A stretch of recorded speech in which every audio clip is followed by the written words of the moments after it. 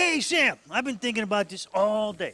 I want to know why them elves got them curly, shoes. Everybody knows it's so that the elves won't stub their toes. Hey, I never thought of that. And elves are always happy because not only do they get to make the toys, but they get to play with them too. Now you're talking. And they get to eat milk and cookies and candy canes and pet the reindeer. Oh, you know what? And the most famous delivery guy was raised by elves. Santa Claus. I mean, them elves are great. You're doing the conferences. Right. You've written the books. You're doing the CDs. Right. All about worship. Why worship? Well, I mean, for me, obviously, because God is worthy, and but I also think for the believer, it releases something in us, and maybe even decreases, something in us at the same time while we're worshiping. So it's a way of kind of getting us out of the way. Yeah. Because we get so caught up in gains who our we are. perspective. Gets our perspective. Yeah. Welcome to Cooking with Chef Marcus.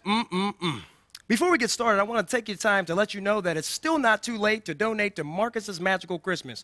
The response has been tremendous, and I love you for it. Let's make this American Christmas, Merry Christmas for the kids, okay? Okay. Now I'm going to show you how to make Merry Christmas marzipan. What's marzipan, you ask? It's candy, homemade Christmas candy. Now, how do you make it? Well, the most important ingredient to marzipan is almond meal. You could just take some almonds and grind them up in your food processor. So cool. Make some Christmas candy.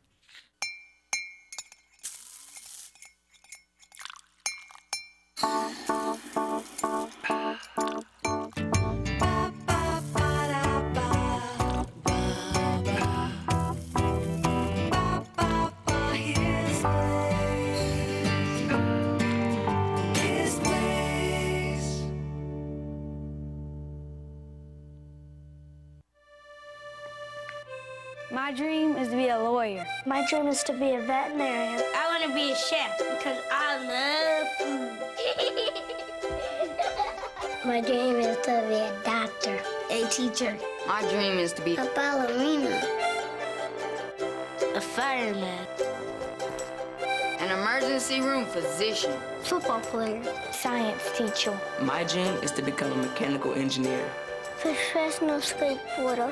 My dream is to Be a nurse. a shoe designer. The President of the United States of America. I have big dreams. But right now, I'm just a kid. I'm just a kid. Hey, I'm just a kid.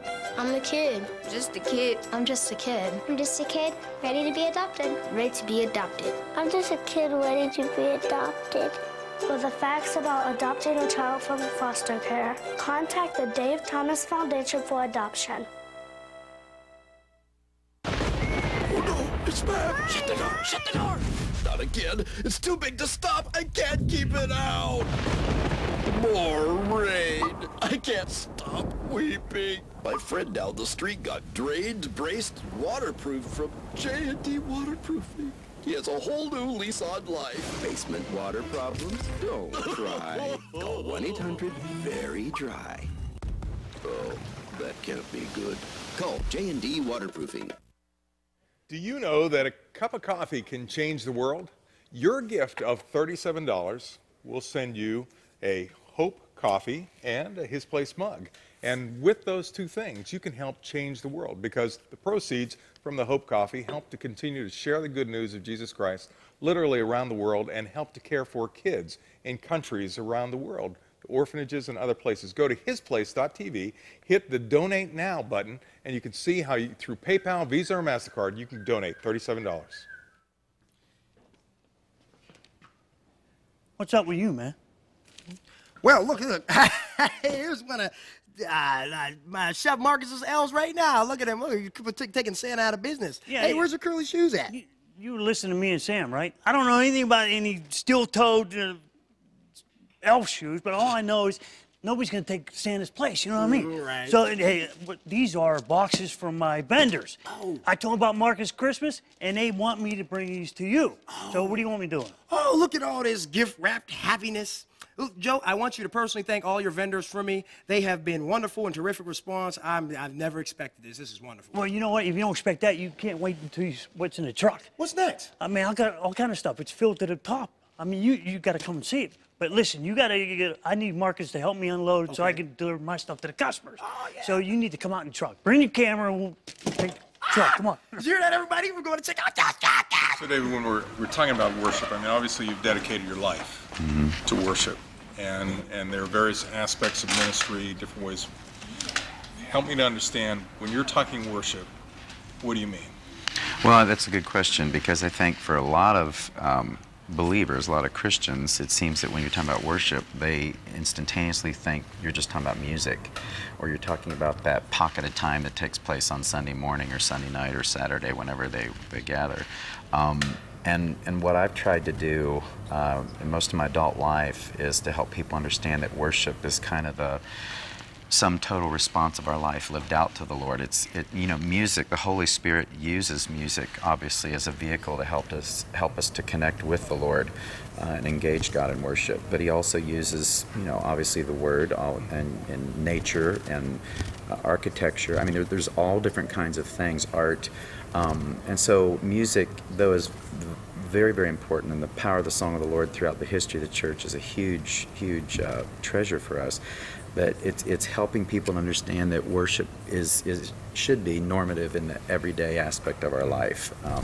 We all worship something. I mean, absolutely. Whether you're a Christian or not, you're worshiping something. You're worshiping your job. You're worshiping your kids' careers, their lives. You're worshiping money. We all worship something. That's right. And for us, I think that the more that we worship the holy, the more those other things that we even ourselves can begin to worship in God's place sometimes. It keeps that in check, and I think it keeps that from happening, and keeps the idols in our life and heart, if you will, from having any kind of dominant effect. And so it's that humility and that humbleness and that brokenness that happens as we daily come to the Lord and say, I want my life to be, your will. And just like Jesus prayed, not my will, not what I want, but I want your will for my life. So, one book you wrote, Encountering God, 10 Ways to Experience His Presence. Everybody out there thinks that most people out there think that they know God, or that, it's God, whomever. Right. When you're talking about God and experiencing His presence, I mean, that sounds like almost an intimacy. How does that happen? Well, it is that, but in the Word, Psalm 22:3 says that He inhabits the praises of His people. And that word there, inhabit, in the Hebrew, it means manifest. So when we are worshiping Him, whether that's collectively as the body of Christ in a church setting or a small group setting, or all on our own at an office cubicle, He's promised to inhabit that place. So there's going to be a manifestation of His presence that shows up. And that's why many times we even go through physiological and emotional changes when we worship and pray to the Lord. Sometimes we're moved to tears, sometimes we're moved to joy.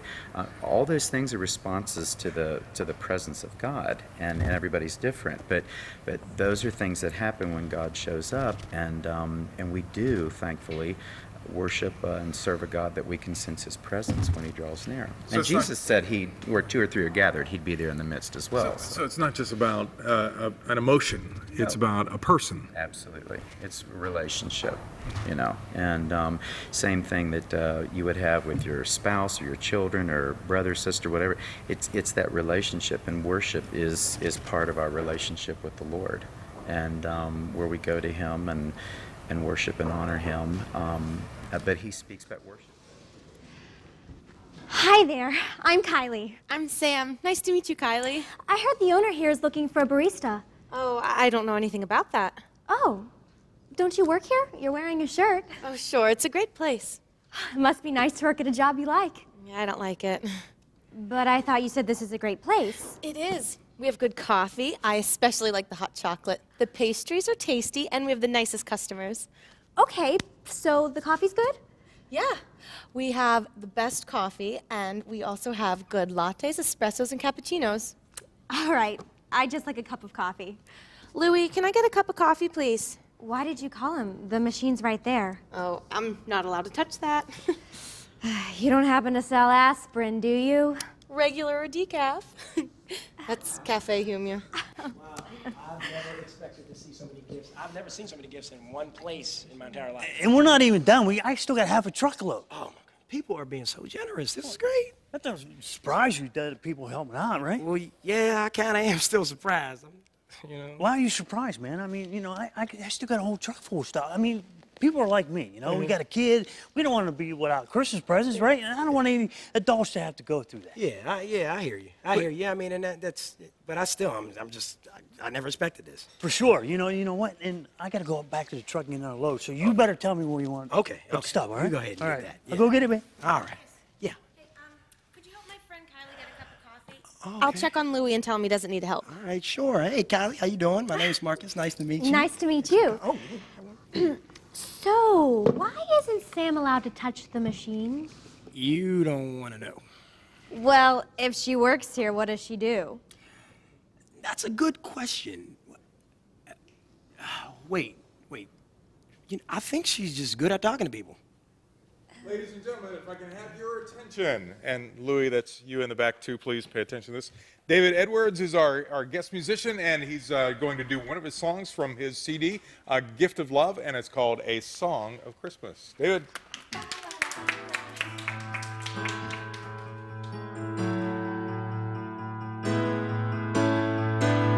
You left your throne, traded your glory for our pain. You gave yourself before we even knew your name, and we are drawn to heaven's joyous melody. We sing along with angels giving glory. It's the song of Christmas. Love has a sound. It's the song of Christmas. Hope has been found for our redemption, sins, forgiveness, God's great love that knows no limits. The song of Christmas is God is love. God is love. A baby born, destined to live, to be slain, a perfect lamb, a ransom for our darkest stain, and we are drawn to heaven's joyous melody. We sing along with angels giving glory. It's the song of Christmas. Love has a sound. It's the song of Christmas. Hope has been found for our redemption, sins, forgiveness, God's great love that knows no limits. The song of Christmas is God is love. Oh, the song of Christmas is God is love. The song of Christmas is God is love.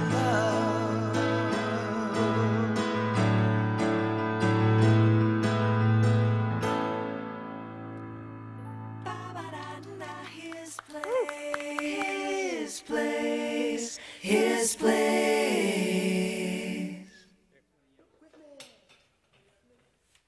Okay, you're looking for the perfect gift for Christmas? Well, I've got the perfect gift for you, and that's the gift of hope. Your giving a gift of $37 will make a difference in hearts and lives all around the United States and literally around the world. And for your gift of $37 to His Place, we're going to send you 12 ounces of His Place coffee called Hope Coffee, which helps take care of children literally around the world. It's direct trade coffee, which means that the people that are farming the coffee actually receive the profits. And we'll also send you, with your gift of $37, a His Place mug, so you can be sitting down by the fire enjoying a wonderful Christmas, knowing that you brought hope to people by helping to make sure that this program continues and to make sure that children around the world get a quality education, get food on their table, get clothing, and are rescued from the various dangers. Your gift makes that difference. Go to hisplace.tv or write to us at CTV, care of His Place, Wall, PA 15148-1499 with your gift of $37. Here I am with Scott Kirschmeyer, who Hello. plays Phil, and we're getting a lot of response from these promos. You know what's great about the way we've done the new show is the new characters. New characters are fantastic. It's getting these new actors in to play these new characters, and you see them kind of expand and grow. Yeah, it's and, exciting. And the viewers kind of hold on. And we have like no control. No They control. just kind of happen. It's great. Speaking of no control, we got Sam here. Sam, just Yeah, Sam. we got Sam. Sam. Simply Sam. Sam, got to tell everybody your real name so that they know. Hello, my name's Selena, and I play Sam. She's a college student who has her first job here in the cafe, and... Wow, like the real Sam. Like the real Selena, huh? True. Wow. And she's not very good at it. She gets distracted by all the music and all of her friends. She likes to talk to the Is that customers. like the real Selena, too? Totally. Yes. I love to chat it up. It's very good. So... Well, we want you to tune in if you want to find out more about the characters, more about the show. Hisplace.tv. Hisplace.tv. So, how's your coffee, Kylie? It's very good, thanks. Oh, I see it's Tim. Tibahan. Yeah. Would you like a pastry to go with it? You did say they're good. Yeah, the best. Marcus makes them. He's a wonderful chef. All right, you sold me. I'll take a cheese Danish, please. All right. You're not allowed to serve the pastries either, are you? I'm allowed to serve them. So? I'm not allowed to touch the glass case. I suppose I don't want to know why about that either. No. Tim. David, what difference does worship make in a person's life? I mean, like when we talked earlier before you did your song, everybody worships something. Right. Everybody worships someone or something in some way, somehow. What difference when you're talking about the encountering God, when you're talking about this relationship with the Lord, worshiping Him, what difference does it make? I think for me, it allows God, to move in my life in a greater way, because I'm, when I'm worshiping Him, I'm also saying, I can't do this on my own. I need you. I am throwing myself on your mercy, and I am, without a prayer without you, and that helps me even psychologically, just to say that and to recognize, because we repeat so many times the lies of the enemy.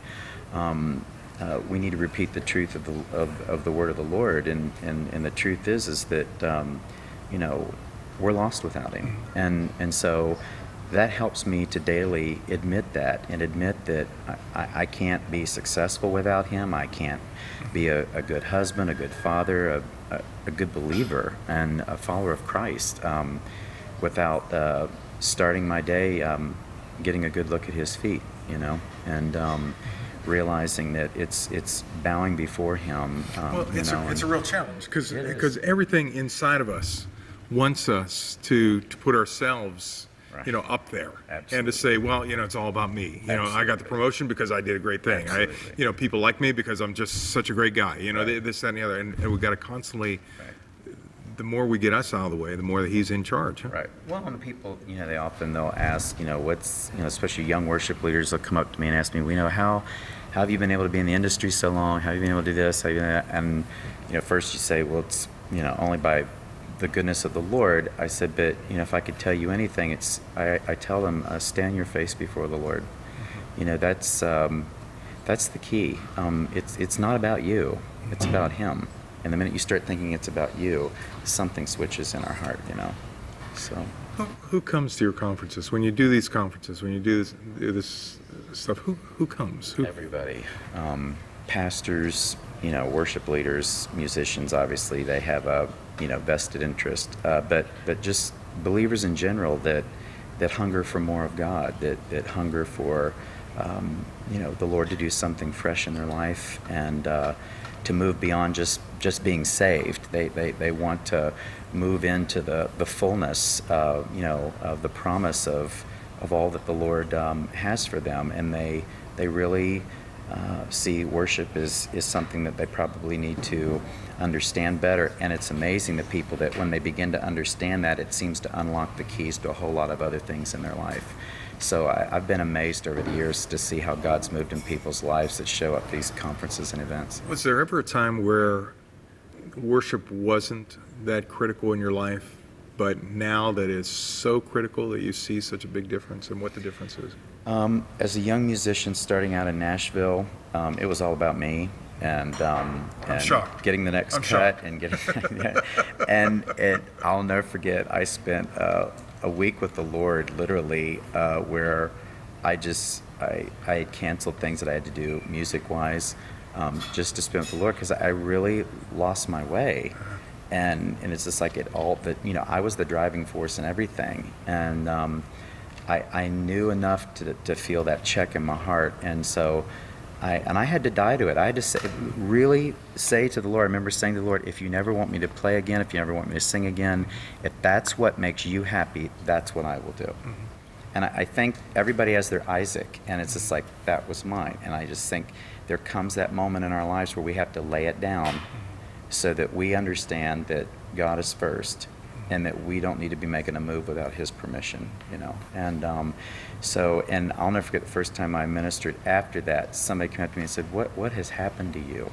You are so different. And I wasn't even aware how much I was so full of myself before that, but that kind of told me, you know. So What's the Worship 365? I mean, there's your first book, right? My first book, What's it about? It came out of a conference. It actually came out of a series of teaching. I was a senior pastor for 15 years, planted 2 churches, and always taught on worship. And then I just began to put together my teaching on worship, and that kind of morphed into a one-day seminar. And so many people were, you know, I saw miracles, I saw lives changed, and the people at Brahman Holman Book Publishers approached me and they said, would you be willing to put that seminar into a book form? And that kind of opened the floodgates to a whole lot of other stuff. And so it's so exhausting when it's all about us. I mean, even though God gives us all the gifts that we have, every person that has their gifts, God gave them to them, but it's so exhausting, and it's refreshing when we realize, God, it really is all about you. Amen. That's right. Yeah. And the results are up to Him, not us. Yeah. both the good and the bad. It's like, that's okay, right. God, I can't take the glory and I can't take I the... really enjoyed the coffee. Now, can you please get me an application? For what? For a job here at his place. You obviously need the help. You don't have a job already? No. That's why I'm asking you for an application. I remember when I didn't have a job. It was great. It's not so great. I want to have a job. Why would you want to have a job when there's so many other better things to do? Places to go, people to see, work? It just gets in the way. Let me guess. Someone's making you work here? Yep, my parents. It wasn't my idea. Tim, the owner, he's my neighbor, and my dad did a favor for him, so he returned it by giving me this job. Some favor. Look, if you get me an application and Tim sees all the experience I have, maybe he'll fire you and hire me, and then we'll both be happy. What do you think? I think Tim keeps the applications under here. Oh, if you don't want to fill it out now, you can submit it online. Our URL's right here, hisplace.tv. Thanks. Do you think you can get Marcus to refill my coffee? Marcus, refill at counter, stat. Okay, ladies and gentlemen, if I can have your attention, we are blessed again to have David Edwards going to sing for us, and he's going to do a song from his new album that's coming out called Children of God. Okay, David.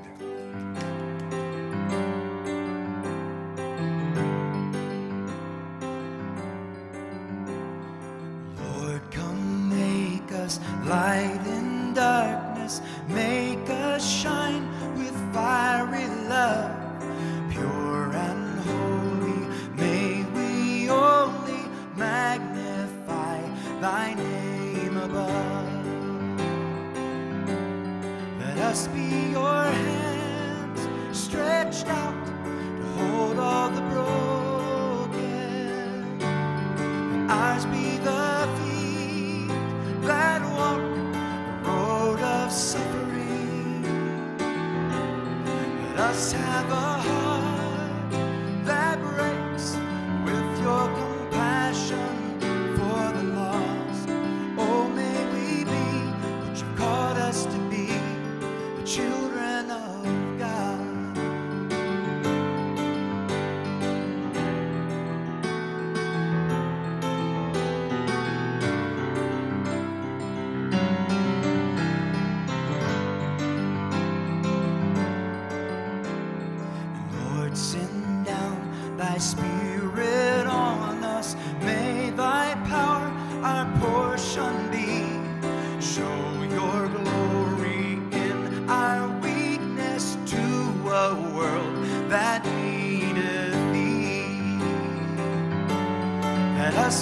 your hands stretched out to hold all the broken.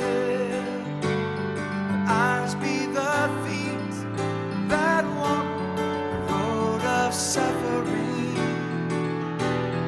Let us have a heart that breaks with your compassion for the lost. Oh, may we be what you called us to be, the children of God.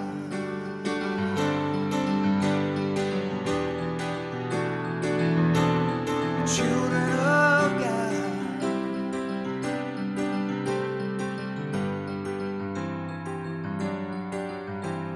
And let this world like a loose feather fall beneath our trembling feet.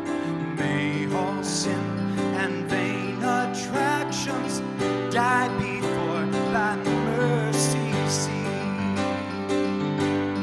Let us be your hands stretched out to hold all the broken. Let ours be the feet that walk the road of suffering.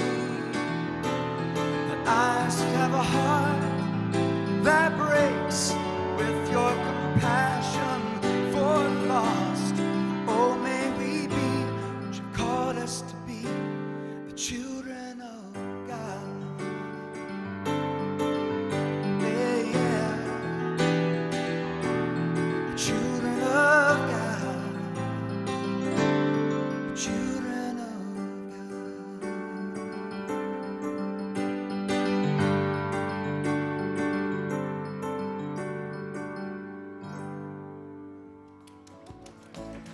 Yeah, the lights are on, the door is open, the coffee's strong.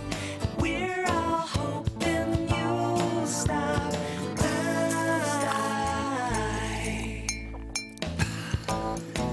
So come on in and find a friend to help you on your way. Pull up a chair and find his care. We'll be here every day in his place. Ba-ba-da-da, his place, his place. All right, I hope that you enjoyed this His Place. Remember, you can go to hisplace.tv if you want to know more about our great guest here, David Edwards, and find out how you can get his CD. Go on to our website at hisplace.tv. Next time, you wonder about how far you should push your kids in sports, or your grandkids in sports, or maybe, how much you should be involved in sports. Well, Coach Mike Dreves from Grove City College is going to be here talking to us about how to handle all that. So tune into His Place, hisplace.tv.